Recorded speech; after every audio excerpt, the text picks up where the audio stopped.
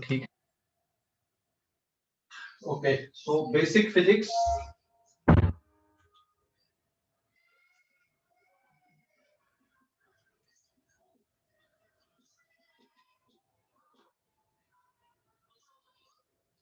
and today's topic is fundamental forces in nature.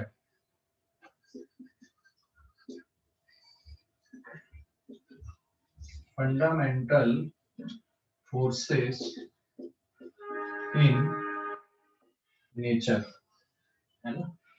कितने force होते हैं नेचर में? कितने फोर्स हैं? कितने फोर्स हैं? बस फंडामेंटल फोर्सेस कितने हैं? हेलो, जानते हो थोड़ा बहुत इसके बारे पे?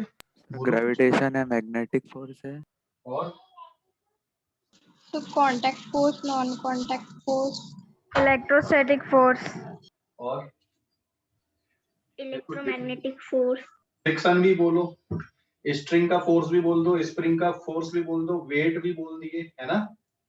फिर वंडरवाल फोर्स, इलेक्ट्रोवैलेंट बॉन्ड जो बनते हैं वहां पर भी तो फोर्सेस लगते हैं।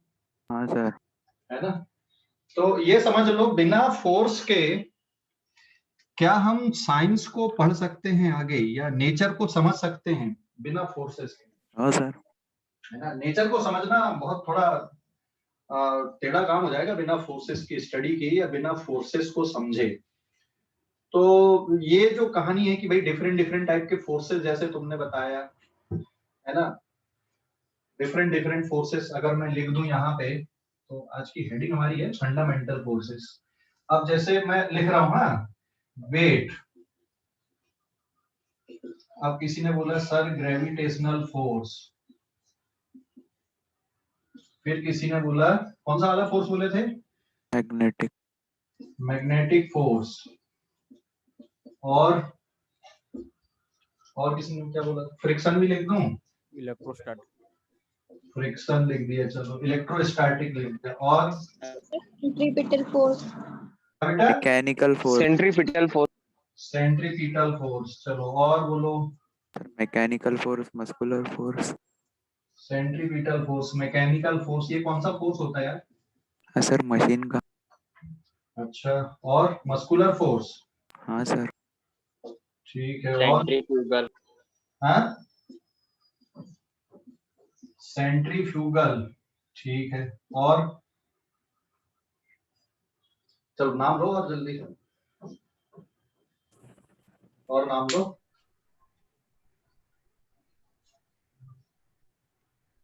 अच्छा, जैसे कोई रस्सी है, कोई स्ट्रिंग है, अगर हम टाइट कर देते हैं उसको, now I have some elastic. Tension force, क्या बेटा? टेंशन फोर्स, हाँ, टेंशन फोर्स, बिल्कुल सही। ये देखो धागा है मेरे पास एक, दिख रहा है कि नहीं दिख रहा? विजिबल हो रहा है धागा? हाँ सर, दिख दिख हाँ सर दिख रहा, उसका कलर भी व्हाइट है, अभी दिख रहा है ना? रहा। हाँ सर, हाँ अगर सर, ये लूज कर दिया अपन ने, तो ये लूज में कोई फोर्स नहीं, अगर टाइट किए तो फिर इसमें फोर्स जनरेट हो गया ना, जिसको हम क्या बोलते हैं? कौन सा फोर्स बोलते हैं इसको? टेंशन, टेंशन फोर्स बोलते हैं, बराबर है। फांसी लगाने के काम आता है ये, लग जाएगी क्या इसमें? टेंशन फोर्स, और nuclear force, nuclear force, very good, और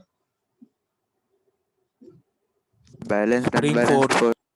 अच्छा, पेन में स्प्रिंग लगती है कि नहीं लगती? पेन हाँ में सर, यूज एंड थ्रो वाले में तो नहीं लगती, बट पेन में स्प्रिंग भी होती है ना? यस, देखा है कि नहीं स्प्रिंग वाले जो पेन होते हैं?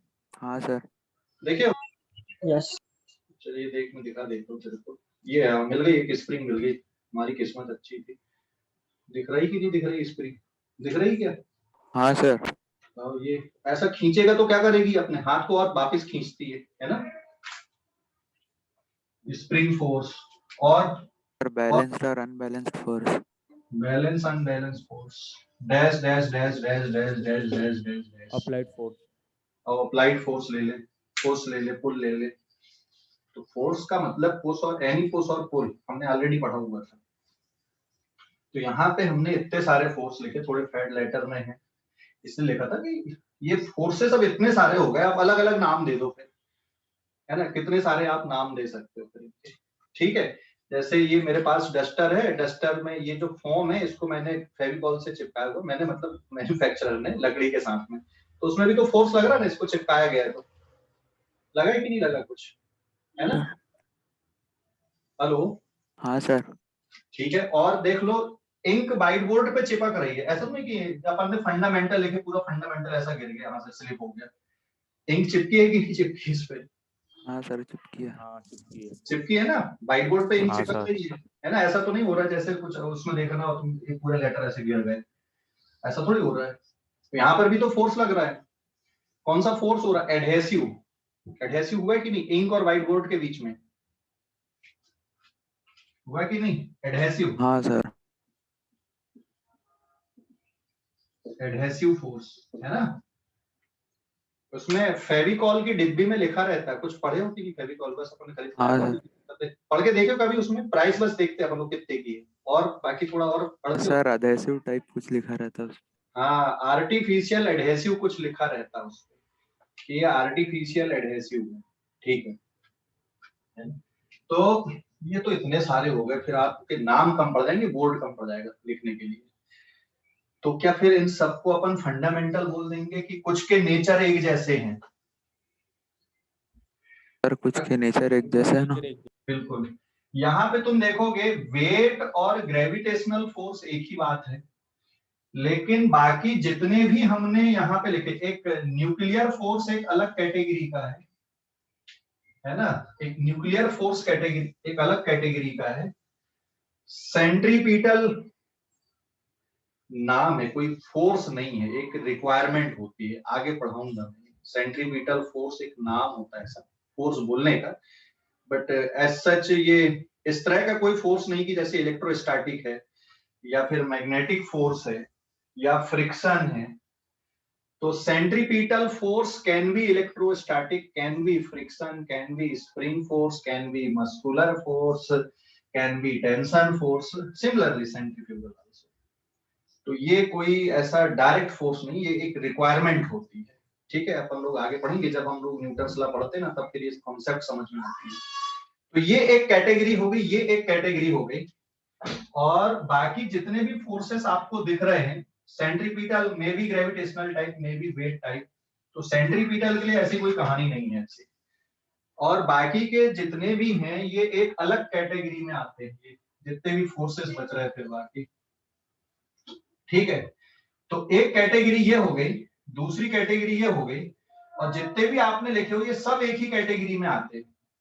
जैसे अगर हम फ्रिक्शन की बात करें, जैसे डस्टर और व्हाइट बोर्ड को अगर मैं ले लूं, यहाँ पे मैं इसको मिटा रहा हूं, तो डस्टर की ये जो क्या फोम है और व्हाइट बोर्ड के एटम्स, इनके बीच में फोर्स लग रहा है कि नहीं लग रहा है ना?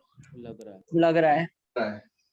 एंड क्या ये ग्रेविटेशनल टाइप का है? नहीं, ये ग्रेविटेशनल टाइप का नहीं है। क्या ये न्यूक्लियर टाइप का है? नहीं, लेकिन ये दो एटम या दो चार्ज के बीच में आ रहा है, तो ये एक अलग क्लास हो गई।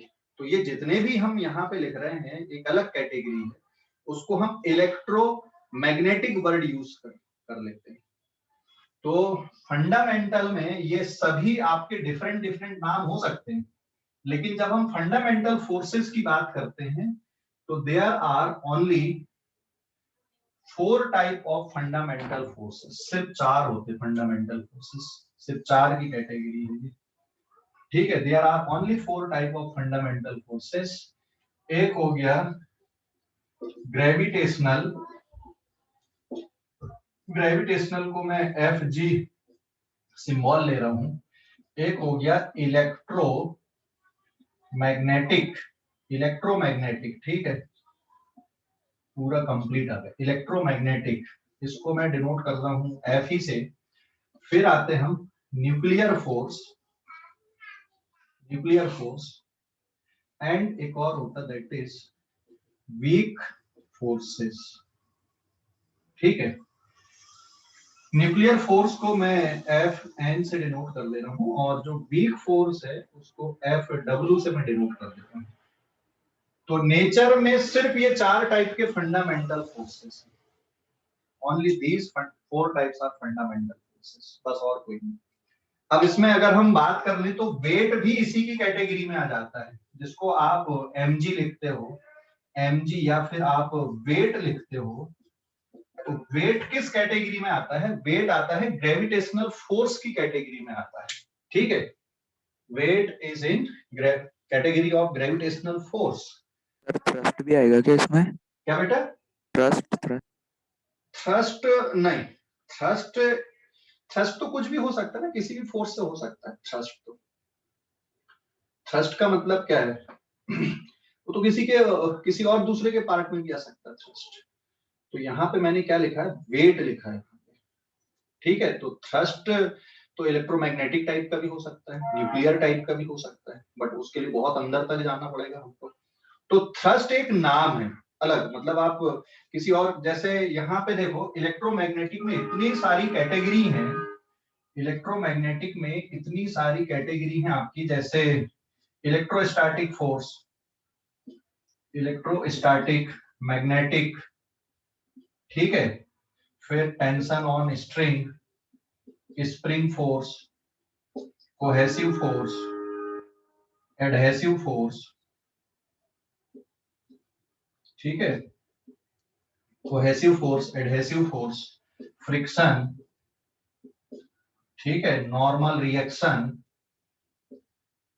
और जितने भी आप नाम जान रहे हैं जहां पर भी इंटरलॉकिंग या कुछ दो एटम का इन्वॉल्वमेंट हो रहा है, इलास्टिक एक्सेट्रा, जो भी है, इलास्टिक फोर्स है ना, एक्सेट्रा, ये सब इसकी कैटेगरी में आ गए, इलेक्ट्रोमैग्नेटिक की कैटेगरी में आ गए। इवन जो बॉन्डिंग होती है, केमिकल बॉन्ड में जो फोर्सेस लग रहे हैं, केमिकल बॉन्ड में जो फोर्सेस आ रहे हैं, वो सब इसी की कैटेगरी में आ गए, आपके इलेक्ट्रोमैग्नेटिक फोर्सेस की कैटेगरी में आ गए।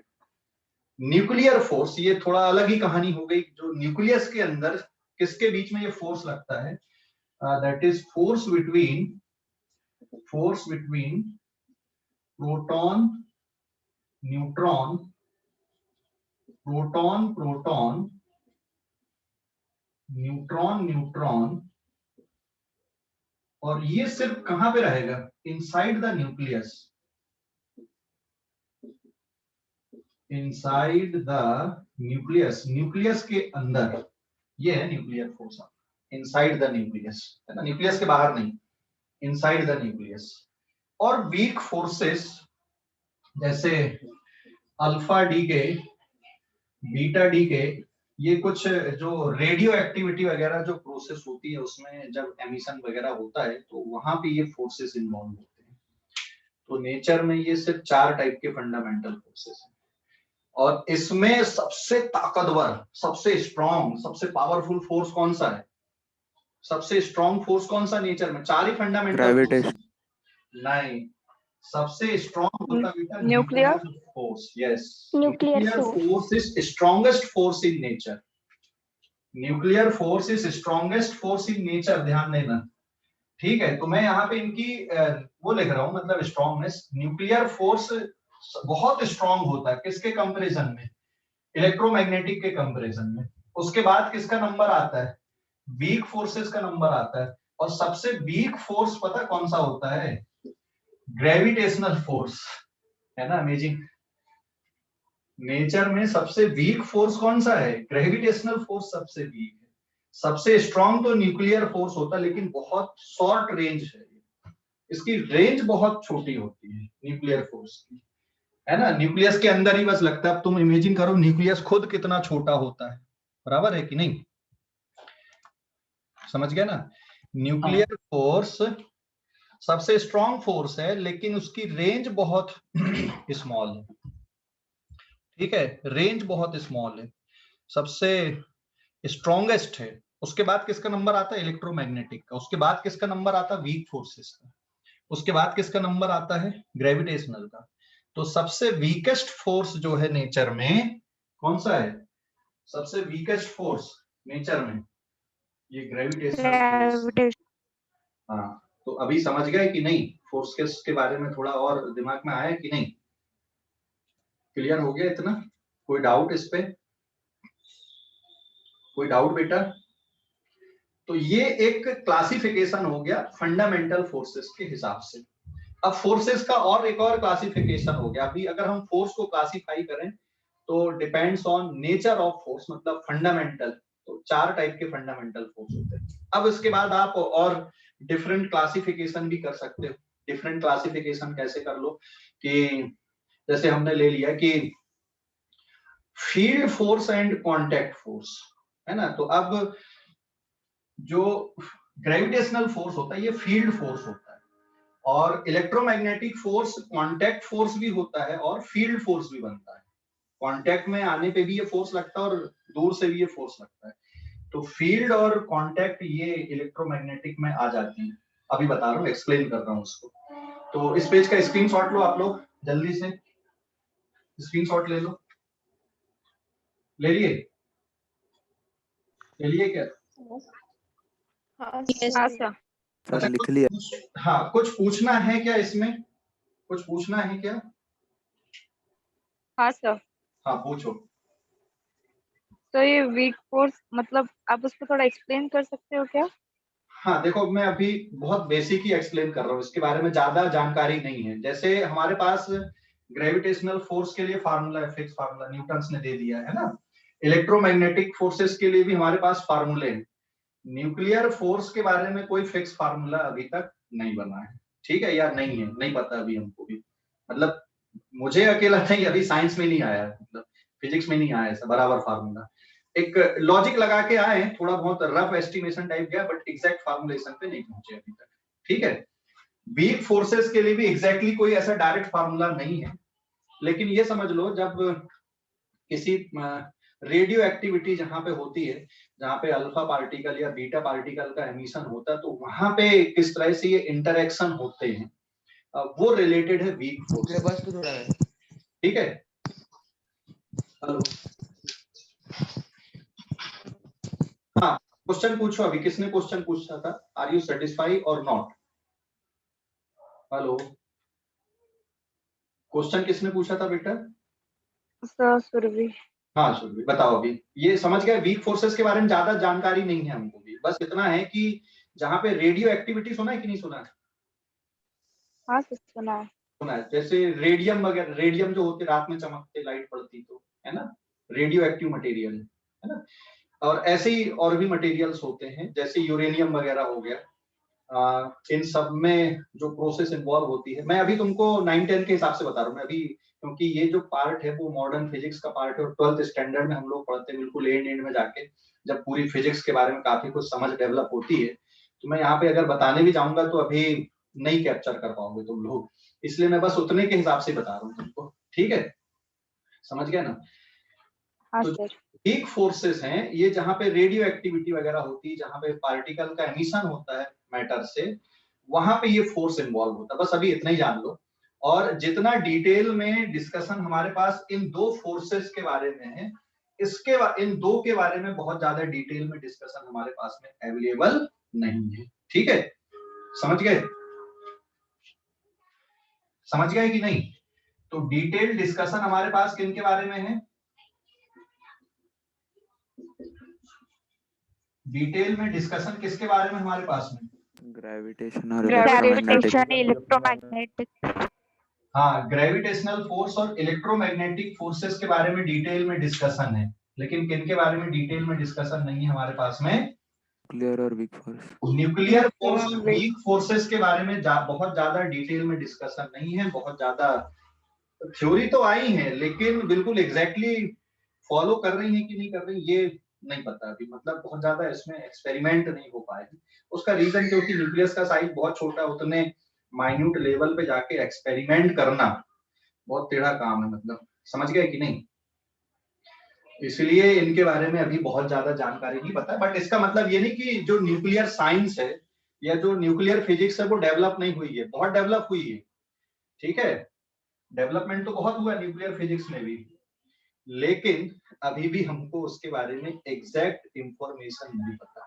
इसलिए तो जो न्यूक्लियर साइंस है या जो न्यूक्लियर फिजिक्स है, ये इतनी थोड़ी कॉम्प्लिकेटेड है।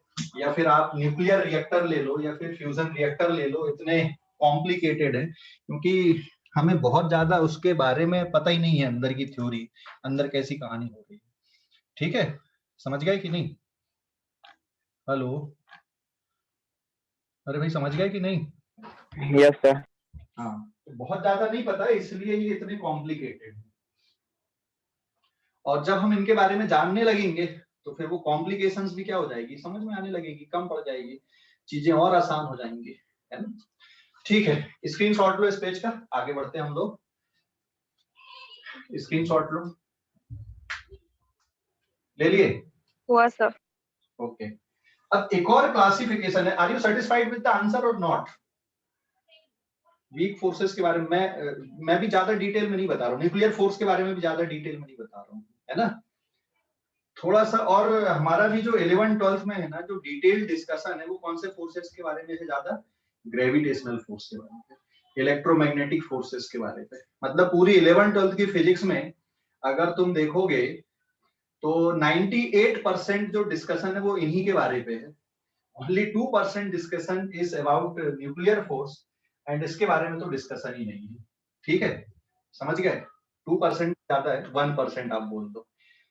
क्लियर हो गया? तो जो न्यूक्लियर फिजिक्स है बस एक चैप्टर है, और बाकी जो पूरी कहानी है आपकी फिजिक्स की बस वो इसी के आसपास घूम रही है, ग्रेविटेशनल एंड इलेक्ट्रोमैग्नेटिक।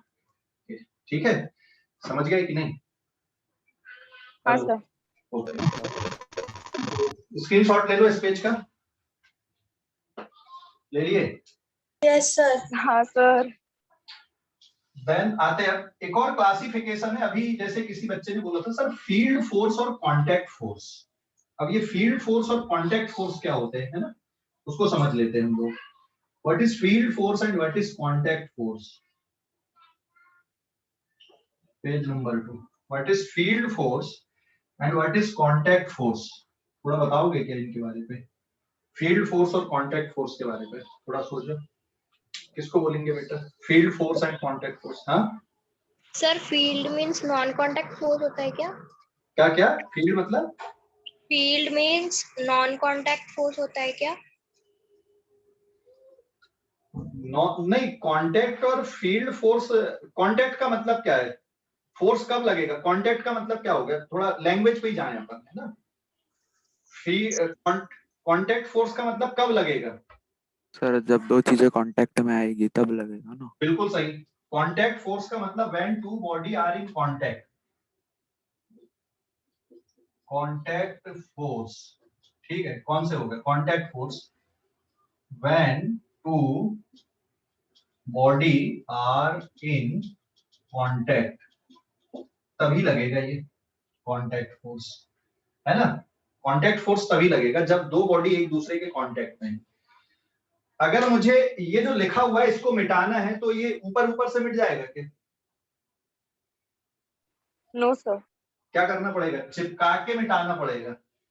और डस्टर और व्हाइट बोर्ड के बीच में कौन सा फोर्स लग रहा है यहाँ पे? अगर मैं ऐसा घिस रहा हूं तो फ्रिक्शन लग रहा है कि नहीं?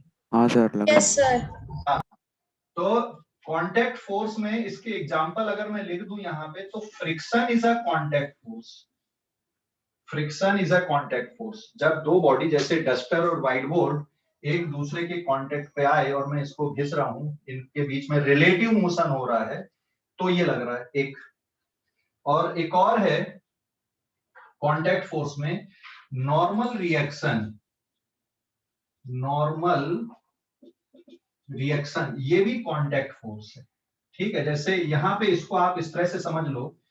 फॉर एग्जाम्पल मैंने यहाँ पे एक बॉक्स रख दिया, ये एक बॉक्स रखा हुआ है और द सरफेस इज रफ, और ये बॉक्स इस साइड पे मूव हो रहा है, तो फ्रिक्शन लगेगी कि नहीं लगेगी बॉक्स पे? सर लगेगी।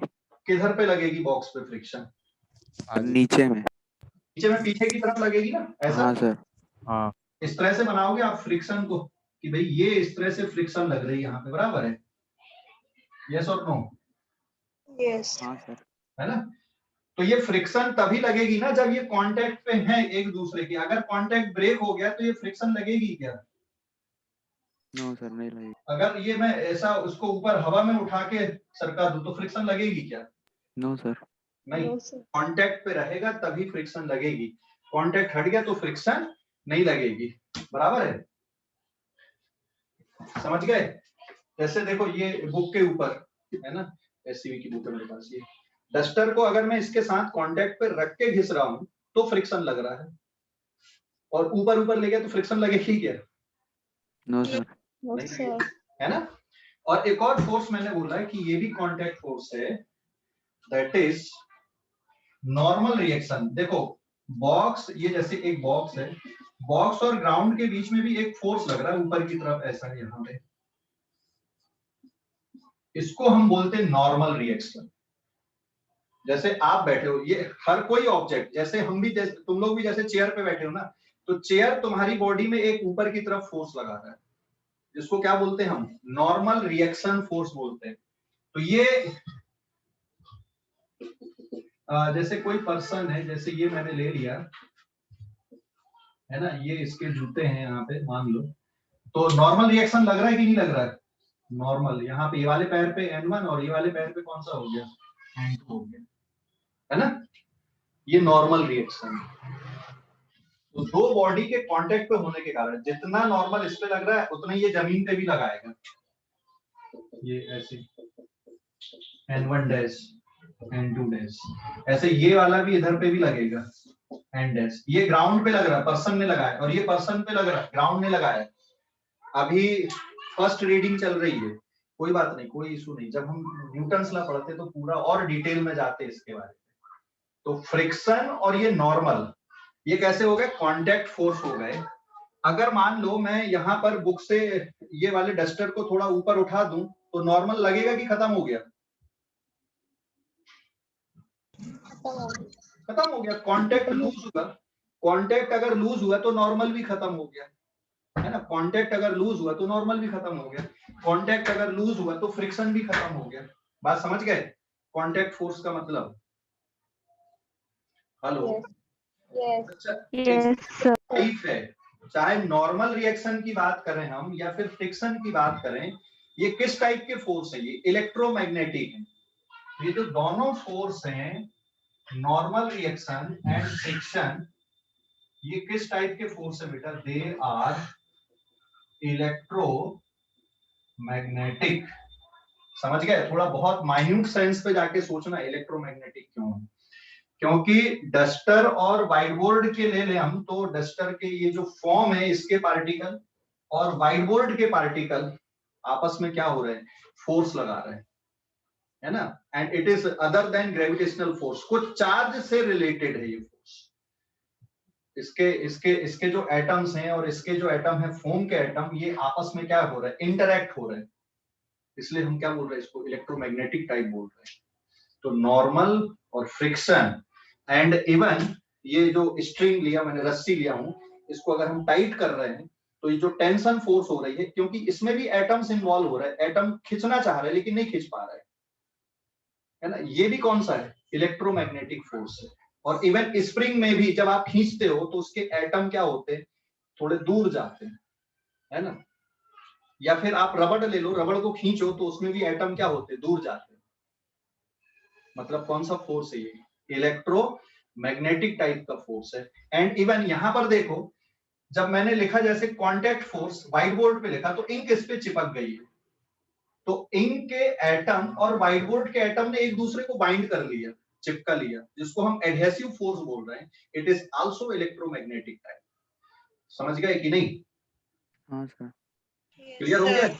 क्लियर हो गया? तो इंक और व्हाइट बोर्ड के एटम्स को अगर ले तो इंक और व्हाइट बोर्ड के एटम चिपक गए आपस में, दैट इज एडहेसिव, एडिशन हो गया इसमें, एडहेसिव हो गया। तो एडहेसिव फोर्स, एटम्स चिपके, एटम्स ने एक दूसरे को बाइंड कर लिया, कौन सा फोर्स आ गया भाई, इलेक्ट्रोमैग्नेटिक फोर्स आ गया। तो नॉर्मल रिएक्शन, ये जो ग्राउंड है और इसके जो एटम है एक दूसरे को रिपेल करने की कोशिश कर रहे हैं बट नहीं कर पा रहे, है ना, ऐसे कांटेक्ट होने के कारण नॉर्मल रिएक्शन।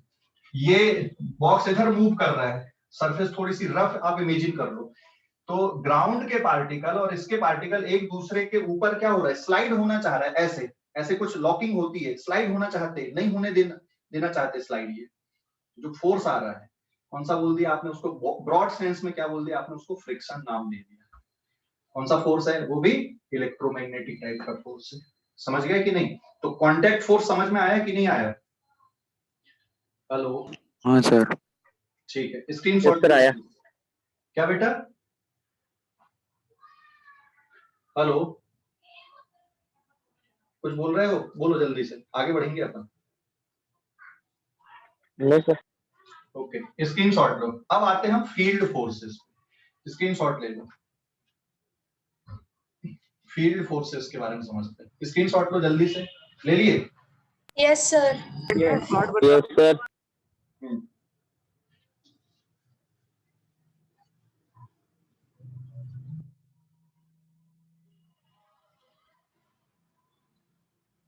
पेज नंबर 3,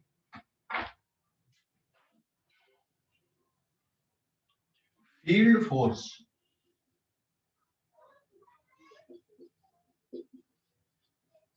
इसका मतलब क्या? फील्ड फोर्स का मतलब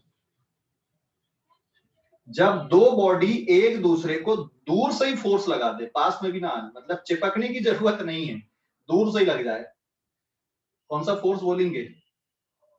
फील्ड फील्ड फोर्स, है ना? अभी कोरोना के कारण हाथ मिला रहे हो क्या?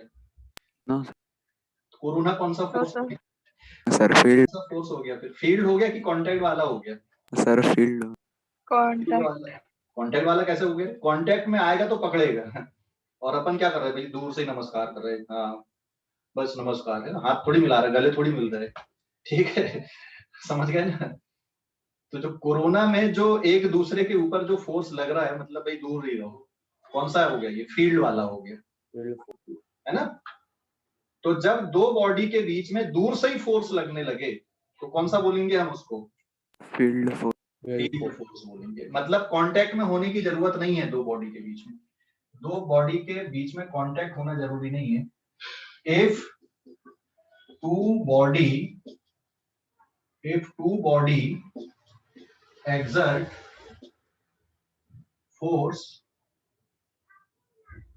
force on each other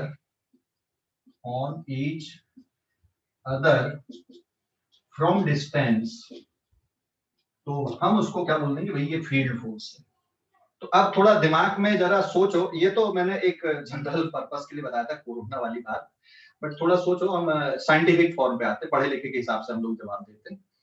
थोड़ा सोचो कि कहाँ पे आपने देखा है दो बॉडी के बीच में? Magnetic force. यस, मैग्नेट के बारे पे, है ना? मैग्नेट के बारे पे। तो अब इनके एग्जांपल अगर हम देखें, मैंने जैसे यहाँ पे लिख दिया, ये मैंने दो मैग्नेट लिया, मान लो ये एक मैग्नेट है, ये इसका नॉर्थ पोल है, ये साउथ पोल है, ये दूसरी मैग्नेट है, ये इसका नॉर्थ पोल है, ये साउथ पोल है, क्या होगा बताओ जरा? अट्रैक्शन रिपेल होगा। नॉर्थ पोल साउथ पोल, यहाँ पे दूसरी मैग्नेट मैंने ऐसी ले लिया, इसका साउथ पोल ये है, नॉर्थ पोल ये है ना? क्या होगा यहाँ पे? ये फर्स्ट Attraction मैग्नेट है, ये सेकंड मैग्नेट है, ये फर्स्ट मैग्नेट, ये सेकंड मैग्नेट है। ये दो अलग अलग डायग्राम है, मतलब, है ना? ये दोनों क्या होंगी? दोनों मैग्नेट एक दूसरे को अट्रैक्ट रिपेल होंगे। रिपेल होंगी। क्या चिपकाने की जरूरत है? आपको फील होने लगता है, ये फोर्स होने लगता है कि नहीं फील? हाँ सर। रिपल्सन हो रहा है ना? ये फर्स्ट वाली मैग्नेट में सेकंड के कारण फोर्स है, और ये सेकंड वाली मैग्नेट में फर्स्ट के कारण फोर्स है। दोनों एक दूसरे को रिपेल करने लगती है। भैया दूर जा, पास में मत, दूर से, चिपकाने की भी जरूरत नहीं है। And you will experience it. किए हो कि नहीं? मैग्नेट पकड़ के देखो कि नहीं कभी लाइफ में? हाँ सर। लाइफ में मैग्नेट पकड़े हो कि नहीं पकड़े हो? हाँ सर, पकड़ा है सर। लैब वाली मैग्नेट, ये तो आप घर पे भी, ये जो होते हैं ना स्पीकर सिस्टम, उसमें भी मैग्नेट होती है, देखे हो तोड़ ताड़ के कभी? हाँ सर, वही देखिए। अच्छा, वही वाली देखा है, लैब वाली नहीं देखा बेटा? हाँ सर, लैब वाली देखिए। लैब वाली देखे, मार के तो नहीं लाया कभी? नहीं सर।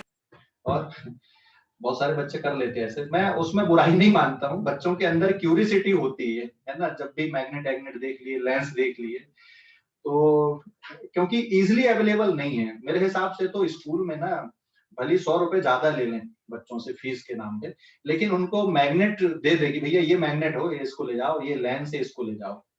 कुछ ऐसे डिवाइसेस हैं ना जो आलतू फालतू में खर्च करवाते हैं ना, वो मेरे समझ से परे है, वो तो आपकी चॉइस होनी चाहिए, लेकिन जो साइंटिफिक एपार्टस हैं कम से कम, वो बच्चों को इतना दे देना चाहिए बच्चों को कि ये इसकी जरूरत ना पड़े, मतलब, है ना? मारने की जरूरत ना पड़े। मारने का मतलब समझ गए ना? हाँ सर। तो मैं इसको बुराई नहीं मानता, इसको बुरा नहीं मानता कि बच्चों ने ले गए इसको, इसलिए नहीं मानता क्योंकि यार क्यूरियोसिटी है तुम्हारे अंदर कि हम ये कुछ करके देखें। आपने उसको चोरी के पर्पस से नहीं लेके गया है, दैट इज आपने क्यूरियोसिटी के पर्पस से लेके गया है। तो वो इतनी अवेलेबल होनी चाहिए कि इसकी जरूरत ना पड़े, है ना, समझ गए। तो ये देखे हो कि नहीं देखे हो, चलो ये जनरल टॉक हो गया, देखे हो कि नहीं देखे हो आप लोग इसको, देखे सर। देखे हैं। है ना, और आपने इसको फील भी किया होगा, ये जो है ना, आपने ये दो मैग्नेट को जब पास में लेके गए होगे तो आपने फील किया, अरे ये तो दूर जा रही है, दूर से जा रही है, इट इज, ये भी कौन सा फोर्स है, आप इसको इलेक्ट्रोस्टैटिक बोलोगे कि मैग्नेटिक बोलोगे कि दोनों का कॉम्बिनेशन बोल दें। मैग्नेट में दिख रहा है तो स्पेसिफिक नाम हो गया कि भाई मैग्नेटिक फोर्स है, स्पेसिफिक नाम हो गया। और एक और बात, दोनों एक दूसरे को ना इक्वल एंड अपोजिट फोर्स से रिपेल करेंगे ये। जैसे मान लो इस पे 5 न्यूटन का फोर्स आ रहा है, तो इस पे भी कितने न्यूटन का फोर्स होगा, ये 5 का ही होगा। अगर ये 10 है तो ये भी 10 का लगाएंगे, दोनों एक दूसरे को इक्वल एंड अपोजिट फोर्स से रिपेल करेंगे। न्यूटन का थर्ड लॉ जो है ना, एक्शन एंड रिएक्शन फोर्स, इसलिए न्यूटन को थर्ड लॉ डिफाइन करने की जरूरत पड़ी थी, है ना, खाली बिली नहीं कर दिया था। समझ गए कि नहीं। थर्ड लॉ आने के पीछे रीजन यही था क्योंकि जो सेकंड लॉ है उसमें पूरी बातें नहीं आ पा रही थी, कंप्लीट नहीं हो पाया था, तब तो अगला लॉ देने की जरूरत पड़ी। तो अगर ये वाली मैग्नेट 5 न्यूटन से इधर रिपेल हो रही है तो ये भी 5 न्यूटन से के फोर्स से रिपेल होगी। तो अगर ये 5 है तो ये भी 5 होगा, अगर ये 10 है तो ये भी 10 होगा, अगर ये 15 है तो ये भी 15 होगा। ठीक है, समझ गए कि नहीं। हाँ सर। ओके, यहाँ पे दूसरे वाले केस में क्या है, ये दोनों मैग्नेट क्या करेंगे, एक दूसरे को अट्रैक्ट करेंगे। Yes, they are attract each other, है ना। ये भी मैग्नेटिक फोर्स है स्पेसिफिक। आप इलेक्ट्रोमैग्नेटिक मतलब बड़े सेंस में आ गया ये, है ना, बड़े सेंस में मतलब इलेक्ट्रोमैग्नेटिक के अंदर तो सब कुछ आ गया। मैग्नेटिक बोल दिए तो सिर्फ मैग्नेट के लिए हो गया, स्पेसिफिक हो गया। इलेक्ट्रोमैग्नेटिक बोल दिया मतलब सब कुछ आ गया बेटा उसके अंदर, ठीक है ना। इलेक्ट्रोस्टैटिक वाले भी आ गए, फ्रिक्शन भी आ गया, मैग्नेटिक भी आ गया, एंड सो ऑन, सब आ गए उसके अंदर, ग्रेविटेशन को छोड़ के। So this is force on 1/2, this is force on 2/1, ठीक है। और अगर मान लो ये 10 न्यूटन का है तो ये वाला फोर्स भी कितने का होगा, 10 न्यूटन का होगा। समझ गए कि नहीं। हाँ सर। ये मैंने इतना लिया तो ये भी इतना आएगा, इसलिए मैंने 10 लिखा। अगर ये 10 है तो ये भी 10 आएगा, तो दोनों एक दूसरे को उतनी फोर्स से अट्रैक्ट करेंगे। एंड इसको आपने बहुत अच्छे से फील किया हुआ है, तो क्या इनको चिपकाने की जरूरत है, नहीं है, दूर से फील हो रही है। अच्छा, मैग्नेट वाला फोर्स तो आपने फील कर लिया, लेकिन कभी ये दो बॉल वाला जो ग्रेविटेशनल फोर्स उसको फील किया है क्या, ग्रेविटेशनल फोर्स को। हेलो, मेरे पास एक बॉल है, मैं एक और बॉल लेके आता हूँ।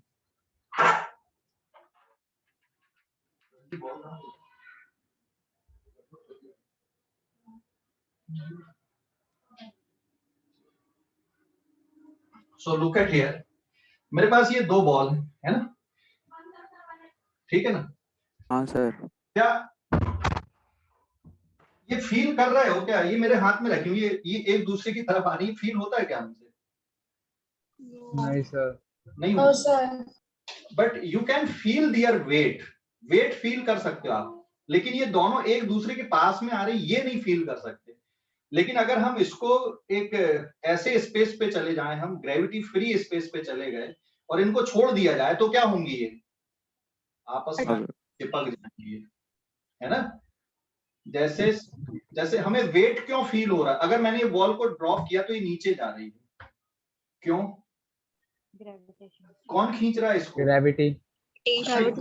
ये बॉल भी यहाँ पे रखी हुई, इसको चलो मैंने होल्ड करके रखा हुआ है, ये वाली बॉल को होल्ड करके रखा, और ये वाली बॉल है यहाँ पे, इसको मैंने छोड़ दिया तो ये नीचे चली गई, इसके पास क्यों नहीं आई भाई।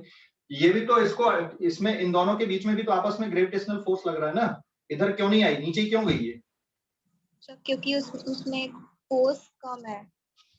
हाँ, क्योंकि इसकी ग्रेविटी कम है और यहाँ पे अर्थ की ग्रेविटी कैसी है, ज्यादा है, तो ये इधर खिंच के नहीं आई, नीचे चली गई, ठीक है ना।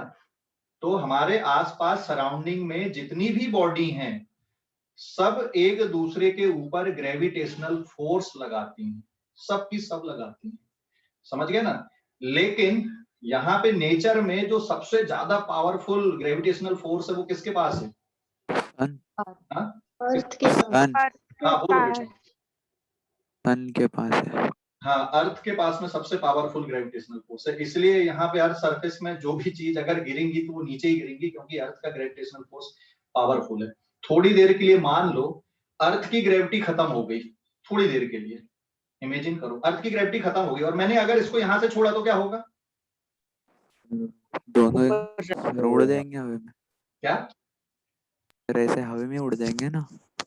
अरे भाई अभी अर्थ की ग्रेविटी मैंने दोनों को हाथ में पकड़ा हुआ है, अब थोड़ी देर के लिए मान ले कि अर्थ की ग्रेविटी खत्म हो गई और मैंने इसको हाथ से छोड़ दिया तो क्या होगा? ये दोनों एक दूसरे की तरफ अट्रैक्ट होंगे। दोनों एक दूसरे की तरफ अट्रैक्ट करके आ जाएंगे। अच्छा ये बता, मेरे हाथ और बॉल के बीच में मैंने उंगलियों से पकड़ा है ना बॉल को, हाँ सर। उंगलियां और बॉल के बीच में जो फोर्स है वो कौन से टाइप का है? फ्रिक्शन। फ्रिक्शन। और electrostatic. Contact force. Contact force है। नॉर्मल रिएक्शन नहीं है क्या? ये देख टच किया हुआ है ना अपन ने, तो फ्रिक्शन भी लग रहा होगा, ऑफ कोर्स फ्रिक्शन भी लगेगा बॉल और मेरे उंगलियों के बीच में। नॉर्मल रिएक्शन और फ्रिक्शन दोनों का कॉम्बिनेशन है ये, ठीक है? नॉर्मल रिएक्शन और फ्रिक्शन दोनों का कॉम्बिनेशन है। आप इसको बोलो कि इलेक्ट्रोमैग्नेटिक टाइप का है, अभी फंडामेंटल के हिसाब से चलें तो, ठीक है ना?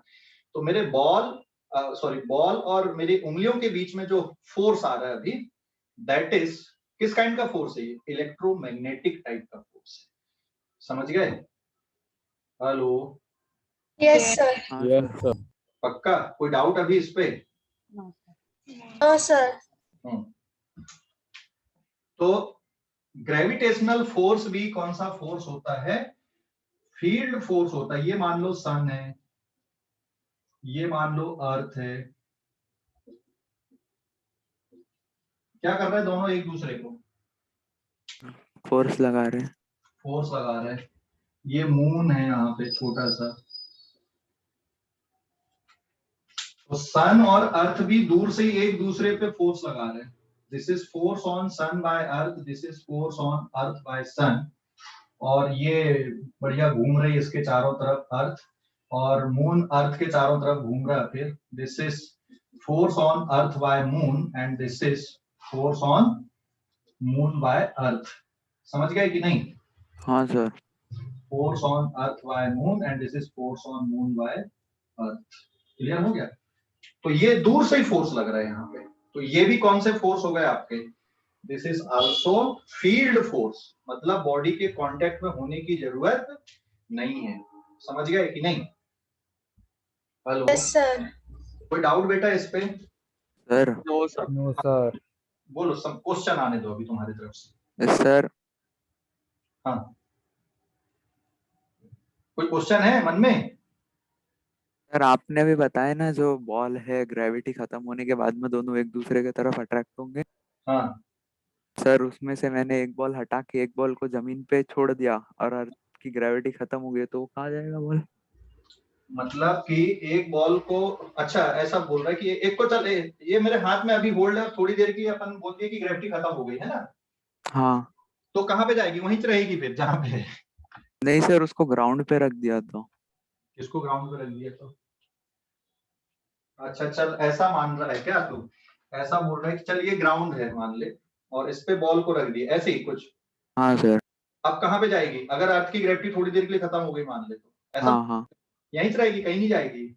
और सर छोटी बॉल ग्राउंड पे और बड़ी बॉल उसके ऊपर है, तो कहाँ जाएगी सर छोटी बॉल? हाँ ठीक है ठीक है, ये एक छोटी बॉल ऐसा रख दिया और ये बड़ी बॉल है ऐसी, है ना? हाँ। तो दोनों एक दूसरे की तरफ आने लगेंगी। ये बड़ी वाली बॉल थोड़ा ऊपर उठेगी और ये वाली बॉल ज्यादा नीचे आएगी। और सर ब्लू वाली ऊपर है और रेड नीचे है तो? अच्छा ठीक है, ये ले ले। तो भी अर्थ की ग्रेविटी खत्म है यहाँ पे, ध्यान रखना। हाँ हाँ हाँ। ये बड़ी बॉल ऊपर है और ये नीचे, तो भी दोनों एक दूसरे की तरफ आएंगी। ये कम डिस्टेंस करे नीचे आएगी और ये ज्यादा ऊपर आएगी। ठीक है? हाँ सर। अभी समझ गया कि नहीं? हाँ सर। कोई डाउट अभी इस पे? यूनिवर्सल लॉ है ना? हाँ, यूनिवर्सल लॉ है ग्रेविटेशन का। यूनिवर्सल का मतलब समझते हो क्या होता है? Sir Yes. कुछ भी कर लो वो ट्रू रहेगा, सच रहेगा। कुछ भी कर लो मतलब सर कितना भी उसको, तो हर जगह वो कभी false अप्लाई नहीं होगा। वो हाँ, पूरे ये सही है। हर जगह अप्लाई होगा। हर जगह मतलब समझ गए? आकाश में, पाताल में, पानी पे, स्वर्ग में, नर्क में, हर कहीं लगेगा। यही है यूनिवर्सल का मतलब, ठीक है। मार्स में चलेगा, स्पेस में कहीं पर भी चलेगा तब भी लगेगा। लेकिन जो एलियंस हैं उनको थोड़ी पता कि न्यूटन ने दिया है, उनके हिसाब से कुछ और बनाए होंगे उन लोगों ने, ठीक है ना। हाँ सर। समझ गए। तो अब ये मत बोलना सर एलियन भी इसी को मानेंगे क्या, नहीं भाई, उनके लिए जरूरी नहीं है ना कि वो इसको मानेंगे, हो सकता है उनने कुछ और नए टेक्नोलॉजी या नए लॉ आए होंगे उनकी साइंस में, बट रिलेट होंगे, ऐसा नहीं है कि नहीं होंगे रिलेट, बट उनका नाम कुछ और होगा, कुछ और होगा, क्योंकि हमें भी अभी नहीं पता एलियंस होते भी हैं कि नहीं होते, मिथ है ये एक प्रकार से, ठीक है।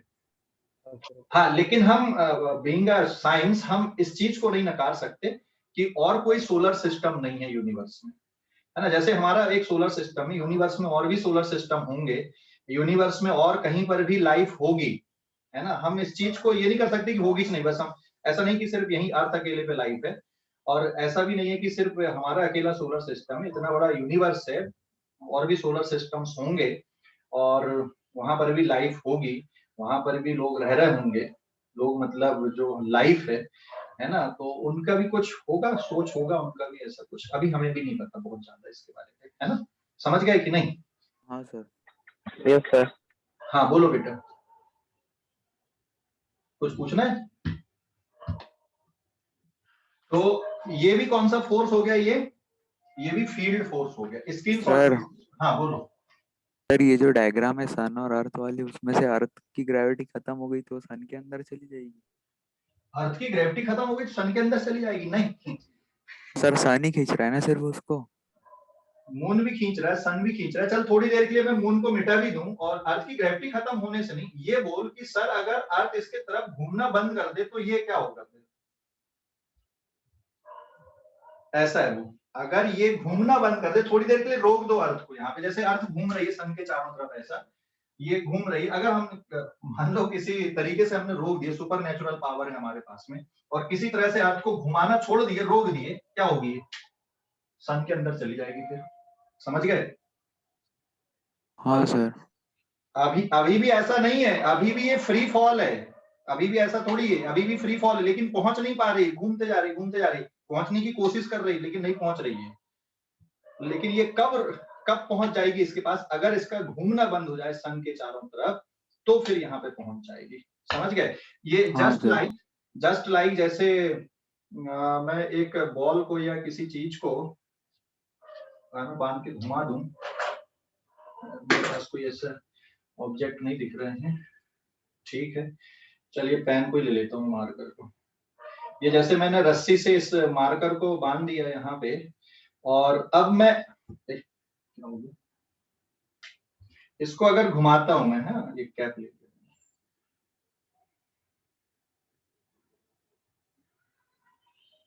कब तक घूमेगा ये बताना जरा। ये जैसे मैंने मार्कर को बांध दिया, ढक्कन को, ये घुमा रहा हूं, अभी दिखेगा भी नहीं क्योंकि इतना फास्ट है कि कैमरा उसको पकड़ नहीं पा रहा है, ठीक है, घुमा हाँ रहा हूं। सर। अगर ये रस्सी को काट दूं तो क्या होगा बताओ जरा। सर उड़ जाएगा मारकर। ये हाँ, मार्कर उड़ जाएगा, ये इसकी कैप उड़ जाएगी। तो इसको घूमने के लिए कौन है, क्यों घूम रहा है ये, रस्सी ने इसको होल्ड करके रखी है ना।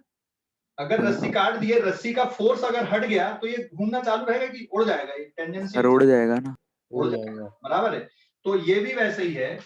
तू अगर एक और चीज पूछ लेता यहाँ पे इसी क्वेश्चन में कि सर अगर मान लो थोड़ी देर के लिए सन की ग्रेविटी खत्म हो गई तो क्या होगा, तो सर अर्थ उड़ जाएगी ना। हाँ, अर्थ उड़ जाएगी। अगर इसकी ग्रेविटी खत्म हो गई, ये फोर्स खत्म हो गया, अगर ये फोर्स खत्म हो गया तो ये घूम नहीं पाएगा, ये सीधा उड़ जाएगा किधर पे। तो जैसे सर अर्थ उसके साथ मून को भी लेके जाएगी कि मून भी कहीं और भटक जाएगा।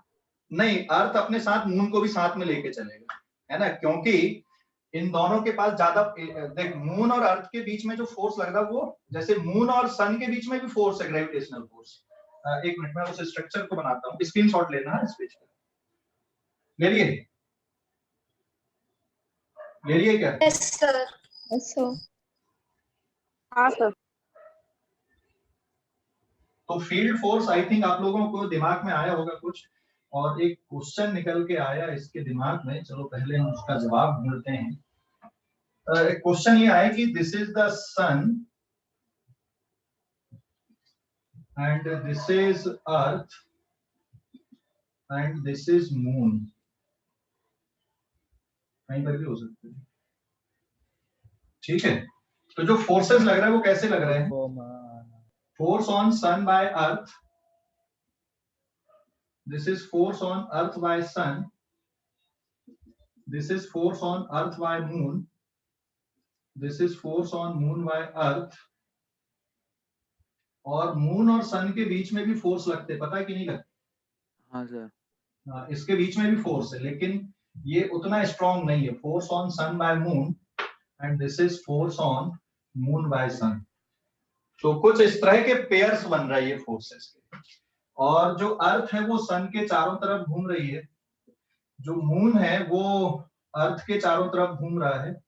ये इसका पाथ हो गया और ये इसका पाथ हो गया. ऐसा चलो थोड़ी देर के लिए समझो कि अगर सन की ग्रेविटी थोड़ी देर के लिए खत्म हो गई तो अर्थ कैसी चली जाएगी? ऐसी, है ना? घूम पाएगी नहीं. लेकिन मून तो इसके साथ घूम ही रहा है ना, तो अर्थ जाएगी उसके साथ, मून को भी लेके चली जाएगी. ठीक है, अपने साथ में. क्लियर हो गया कि नहीं? हाँ सर। Yes sir. समझ गए? अच्छा ठीक है, एक और बात. अगर मान लो अर्थ की ग्रेविटी थोड़ी देर के लिए खत्म हो गई तो क्या होगा? फिर थोड़ा सोचो. इसका तो क्या सर होगा? उसका अर्थ के वो तरफ वो अट्रैक्ट मून हाँ? हो जाए. मून का क्या होगा? इसकी ग्रेविटी खत्म हुई है, ये यहीं रहेगा, लेकिन मून टेंजेंशियली चला जाएगा. हाँ सर। ये यहीं रहेगा, इसकी ग्रेविटी खत्म हुई है, घूमना ही बंद हो जाएगा, यही रुक जाएगा, इसका इन्फ्लुएंस खत्म हो जाएगा, ये टेंजेंशियली चला जाएगा. समझ गए? हाँ सर। और अगर इसकी ग्रेविटी खत्म हुई मून की तो क्या होगा? ये तो घूम ही रहा है इसके साथ में, ये यहीं रुका रहेगा, अर्थ घूम के इधर मून जाएगा. मून टेंजेंट चला जाए. समझ गए कि नहीं? ये अगर मान लो मून की ग्रेविटी खत्म हो गई थोड़ी देर के लिए तो यही रुक गया, ये पार्टिकल हो गया खत्म. सर वो रुकेगा कैसे? उसका अर्थ और मून के बीच का डिस्टेंस कम हो जाएगा ना. रुकेगा कैसे मतलब? और उसकी ग्रेविटी खत्म हो गई, घूमना थोड़ी बंद हुआ है. हाँ सुन, इसका ये उसका रीजन ये बता रहा हूं मैं. ये मान लो इस तरह से चल रहा है, इसकी कुछ वेलोसिटी है, जैसे मान लो 10 मीटर पर सेकंड है, फॉर एग्जांपल के लिए लिखा हूं मैंने, है ना? हाँ सर। ठीक है, तो मैंने क्या बोला कि अगर मान लो इसकी ग्रेविटी खत्म हुई तो ये यहां से सीधा ऐसा चला जाएगा. सर वो अर्थ की ग्रेविटी खत्म होने पे जाएगा ना. कैसा? अर्थ की ग्रेविटी खत्म होने पे वो सीधा निकल जाएगा ना. और इसकी ग्रेविटी खत्म हुई तो नहीं निकलेगा क्या? नहीं सर, वो घूमना थोड़ी बंद कर रहा है. नहीं देख, लेकिन घूमने के लिए जो ग्रेविटेशनल फोर्स है ये खत्म हो गया ना बेटा, ये खत्म हो गया तो ये सर्कुलर पाथ में नहीं घूम पाएगा, फिर ये कांस्टेंट वेलोसिटी से चला जाएगा. और यही चीज इसके साथ भी होगी. यहाँ पे मान लो अर्थ की ग्रेविटी, देख मून की ग्रेविटी खत्म हुई तो ये घूमने का मतलब ये थोड़ी कि सर्कुलर पाथ में घूमता रहेगा, ये यहां से टेंजेंशियली चला गया.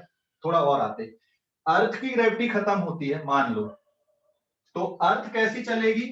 अर्थ की ग्रेविटी अगर खत्म हुई तो अर्थ ऐसी चलेगी और मून भी ऐसा निकल जाएगा. जैसे मान लो इसकी वेलोसिटी 100 मीटर पर सेकेंड, तो अर्थ ऐसी चली जाएगी अर्थ की ग्रेविटी खत्म होने पे, और मून भी ऐसा चला जाएगा. समझ गए? हाँ सर। और अगर सन की ग्रेविटी खत्म होती है तो क्या होगा? तो अर्थ ऐसी चलेगी और इसके साथ साथ ये घूमता रहेगा, ये टेंजेंशियली नहीं भागेगा. अगर सन की ग्रेविटी खत्म होती है तो अर्थ ऐसी चलेगी और इसके साथ ये घूमता रहेगा. समझ गए? हाँ सर। हाँ ओके, क्लियर हो गया? देख, अगर मान लो मून की ग्रेविटी खत्म हुई तो ये वाला फोर्स जो है ना वो खत्म होगा, और ये फोर्स खत्म होगा तो ये रुकेगा थोड़ी, यहाँ से तो चलता रहेगा, मतलब टेंजेंशियली भाग जाएगा ये. So it is little bit complicated. तो कॉम्प्लेक्सिटी समझ में आई कि नहीं इसकी? हाँ सर। क्लियर हो गया? और एक और फोर्स होगा चार्जेस के बीच में. चार्जेस के बीच में जो फोर्स होते हैं जानते हो ना, लाइक चार्ज अट्रैक्ट करते हैं, unlike charge, sorry like charge repel करते हैं, अनलाइक चार्ज अट्रैक्ट करते हैं. स्क्रीनशॉट लेना इस पेज का, स्क्रीनशॉट लेना. ले लिए? अब फील्ड फोर्स में एक और कैटेगरी है जिसको हम इलेक्ट्रोस्टैटिक फोर्स बोलते हैं. जैसे प्लस प्लस चार्ज क्या करते हैं एक दूसरे को, माइनस माइनस चार्ज क्या करते हैं, और प्लस और माइनस चार्ज क्या करते हैं? बताओ जरा. सर प्लस प्लस रिपेल करेंगे, माइनस माइनस भी रिपेल करेंगे. प्लस प्लस भी रिपेल करेंगे. This is force on 2/1, this is force on 1/2. ये भी रिपेल करेंगे, फोर्स ऑन 1/2, फोर्स ऑन 2/1. और ये क्या करेंगे? अट्रैक्ट करेंगे. अट्रैक्ट करेंगे. फिर है ना, फोर्स ऑन ट्यूब आएगा। और अगर मान लो ये वाली वैल्यू 100 न्यूटन है लेट, तो ये वाली वैल्यू भी कितनी आएगी, 100 न्यूटन। समझ गए ना, ये वाली वैल्यू अगर सपोज 100 न्यूटन लिया मैंने लेट, तो ये वाली वैल्यू भी कितनी रहेगी बेटा, 100 न्यूटन, है ना। और अगर मान लो ये 10 न्यूटन है लेट, लेट मतलब तो मान लिए, तो फिर ये वाली वैल्यू भी कितनी आएगी, 10 न्यूटन। 10 न्यूटन आएगी। समझ गए ना, तो इक्वल एंड अपोजिट फोर्स से अट्रैक्ट या रिपेल करती है, ये सेम पेयर है इसलिए ऐसे। ठीक है, क्लियर हो गया कि नहीं। तो ये भी फील्ड फोर्स है और इसको हम क्या बोलते हैं, इलेक्ट्रोस्टैटिक फोर्स बोलते हैं। ये इलेक्ट्रोस्टैटिक है, दो चार जगह रेस्ट पे है, एक दूसरे के ऊपर फोर्स लगा रहे हैं, तो हमने उसका नाम दे दिया कि इलेक्ट्रोस्टैटिक है। समझ गए? हाँ सर। कोई डाउट?